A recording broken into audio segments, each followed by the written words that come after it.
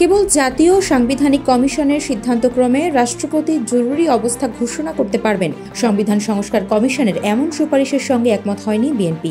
দলটি বলছে, জরুরি অবস্থা জারির সঙ্গে সরকারের নির্বাহী কর্তৃত্বের বিষয়টি অঙ্গাঙ্গিভাবে জড়িত বিধায় এ সংক্রান্ত ক্ষমতা সরকার ও সংসদের বাইরে অন্য কোনো কর্তৃপক্ষের কাছে থাকা সঙ্গত নয়।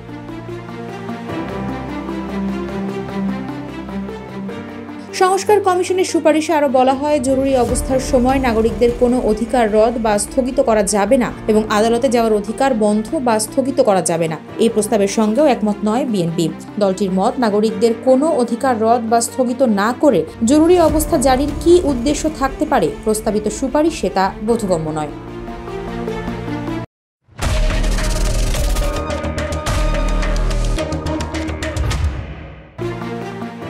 রোববার জাতীয় ঐকমত্য কমিশনে জমা দেওয়া সংবিধান সংস্কার কমিশনের সুপারিশের ওপর বিএনপির এই মতামত তুলে ধরেছে। সেখানে বিএনপির দেওয়া মতামতগুলো পর্যালোচনা করে এসব তথ্য জানা গেছে। ওই দিন বিএনপির সংবিধান সহ ৫ সংস্কার কমিশনের সুপারিশের ওপরও বিস্তারিত মতামত জমা দেয়।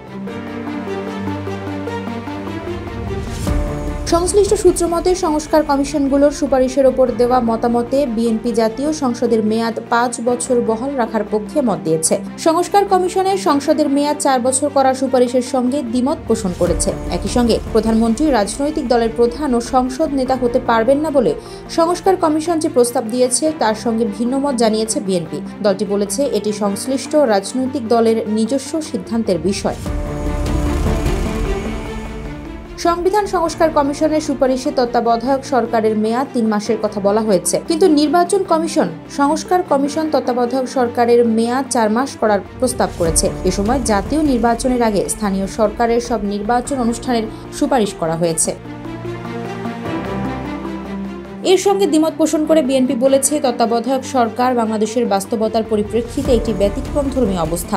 জনগণের প্রতিনিধিদের মাধ্যমে রাষ্ট্র পরিচালনা সাংবিধানিক বিধান। তাই এক্ষেত্রে অতীতের মতো ৯০ দিন মেয়াদেই তত্ত্বাবধায়ক সরকার হওয়া বাঞ্ছনীয়। এই সরকারের প্রধান দায়িত্ব একটি সুষ্ঠু ও গ্রহণযোগ্য জাতীয় সংসদ নির্বাচন অনুষ্ঠান করা। এ সময় শুধু জাতীয় সংসদ নির্বাচন করা আবশ্যক, অন্য কোনো নির্বাচন নয়। সংসদ নির্বাচনের আগে স্থানীয় সরকার নির্বাচনের কোনো সুযোগ নেই।